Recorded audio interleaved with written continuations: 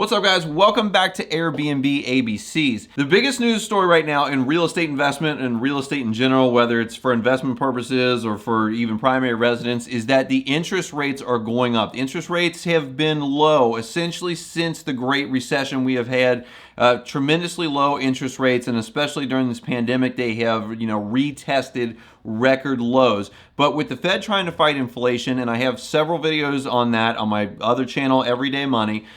With the Fed trying to fight inflation, they are raising their funds rate, and so the interest rates for mortgages are going up as well.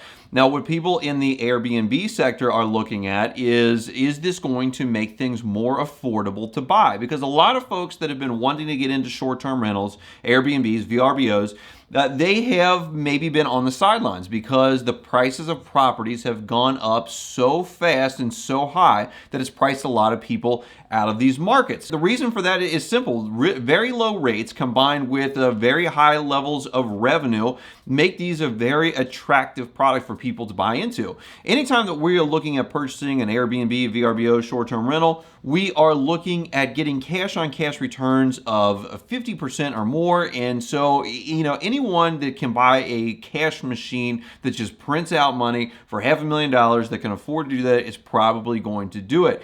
And so lots of money is poured into these, and those interest rates have allowed these prices to go up and up as people's buying power is increased when interest rates are on their way down. But now as we've seen them go up, there's a lot of folks that are excited that they may be able to get into this for the first time. And so what I want to do today is get into what interest rates will probably do, where they will probably end up, where they're at right now, and how that compares your buying power with what they were and what they are right now. And only thing I ask in return is one simple hit of that like button down below, and we'll get right into it. So in the last year or two, maybe, I don't know, last year or two, I have taken 3 different mortgages, one for my primary residence, and we were able to get that one at a blistering low 2.875 for 30 years. I mean, I doubt if we'll ever see rates like that again in our lifetimes. But then the 2 Airbnb properties that we've purchased, one in June of 2021, one in September of 2021. We used 2 different types of loan products. The first one, we did a second home mortgage where it allowed us to put down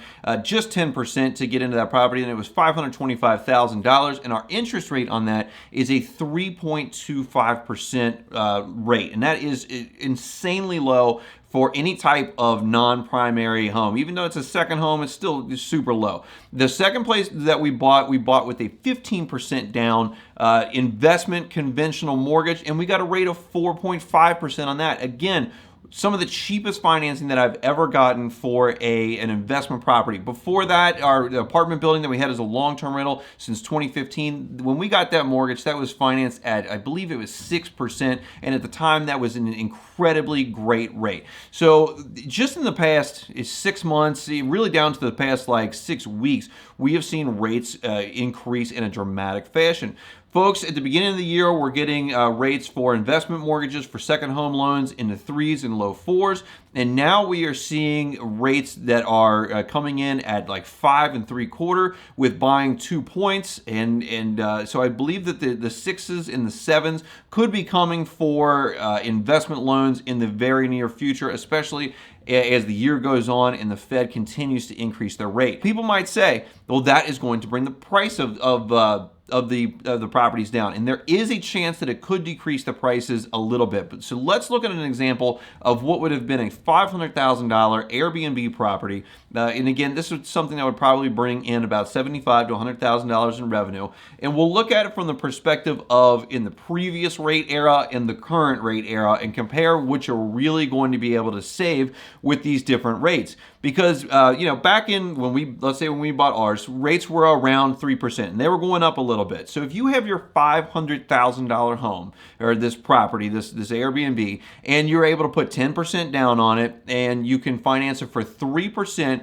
over 30 years, your principal and interest payment is $1,897, and then your taxes and insurance are whatever they are, and those vary widely depending on where you are, what market you're in. If you're in a beach, your insurance is going to be higher. If you're in Texas or something like that, your property taxes are going to be higher. But this just focuses on principal and interest so that we have an apples to apples comparison. Now, if you look at the last housing crash that we had, the Great Recession, the total amount that housing went down as a whole, this is the median home sales price, was 20%. A lot of people think it was a lot more than 20%, but like I said, the average was 20%. So if we take 20% off of that $500,000 purchase price, that gets us to a $400,000 purchase price at a 6% interest rate. Again, the same 30-year term. We're looking at a principal and interest payment of $2,158 a month, which makes the $400,000 investment property cost about $261 more per month than the $500,000 investment property, with just that 3% difference in the interest rates. It's going to continue to get wider as the prices get higher. And so yes, you do save a little bit on the front end, but it's actually going to cost you more per month to buy a cheaper investment property, cheaper Airbnb, or a cheaper primary residence at a higher interest rate than it would be for you to purchase that same property at a lower interest rate but a higher price. There are a few upsides to lower purchase prices,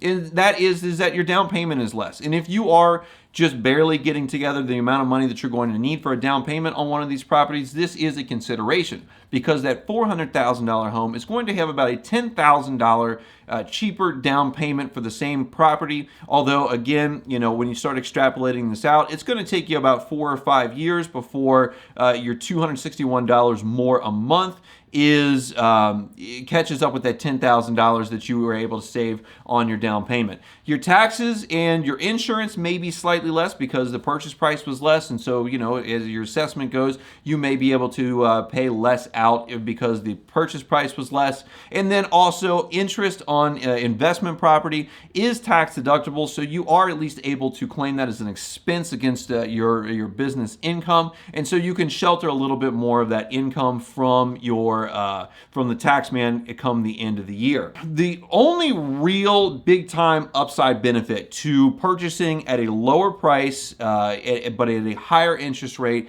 is if you think that interest rates are going to go down in the future. And now at 6%, that's still a pretty historically low interest rate. We are getting kind of back up towards those, double-digit interest rate numbers at 6% and 7%. So we're not talking about historically low, but it's going to be hard for us to come back down to, 4s, 3s, or 2s anytime in the near future. So I think that the chances of being able to purchase something at a lower price, waiting on it, and then refinancing it to a lower interest rate are probably not something that's going to be seen really anytime in the near future. And guys, when you're looking at any of these markets, real estate, stocks, pretty much anything in the United States, over time, they have always gone up over time. So the old adage of time in the market beats time in the market is always going to be something to think about, really, no matter what the interest rate is, as long as your revenue projections are going to outpace your expenses and put some money in your pocket for your effort. What I want you guys to do right now is click on one of these videos that's on the screen right here. It's going to tell you guys all about how we run our real estate business, our Airbnb business, the type of Airbnbs that we have, how we self-manage from a distance. If you guys haven't subscribed yet, hit that subscribe button down below, hit the notification bell, hit the like button. That really helps me out moving this video forward in the YouTube algorithm. I appreciate you guys watching today, and I'll see you in the next one.